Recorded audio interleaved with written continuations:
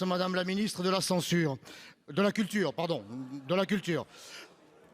C'est à s'y méprendre, c'est à s'y méprendre. Madame la ministre, le 9 février dernier, vous avez clairement menacé de ne pas renouveler les fréquences de chaînes d'information privées depuis les studios de médias publics.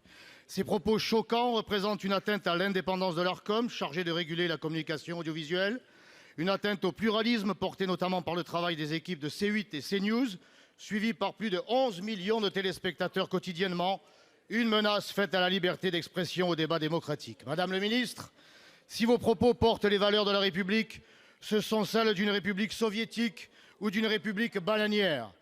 Dois-je vous rappeler que nous sommes ici à Paris et pas à Pyongyang ni à La Havane?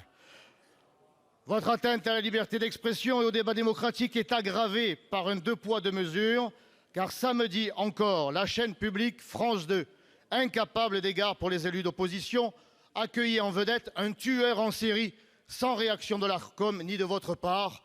Vous avez une conception et une application très sélective du rappel du cadre de la loi. C8 collectionne, elle, près de 6 700 000 € d'amende depuis 6 ans pour, disons-le, non-respect de l'idéologie dominante. Mais Mona Interman et Françoise Laborde, toutes deux anciens membres du CSA, aujourd'hui Arcom, n'ont pas manqué de dénoncer votre insupportable pression. L'essence même de l'Arcom devrait être sa totale indépendance vis-à-vis du pouvoir politique. En appelant l'Arcom à agir, vous êtes déjà dans l'ingérence et la pression. La vérité, c'est qu'en 2025, nous serons à 2 ans de l'élection présidentielle et que vous ne supportez plus que l'opposition puisse s'exprimer sur une chaîne qui pourtant fait preuve, elle, d'une véritable pluralité en invitant toutes les opinions à s'exprimer.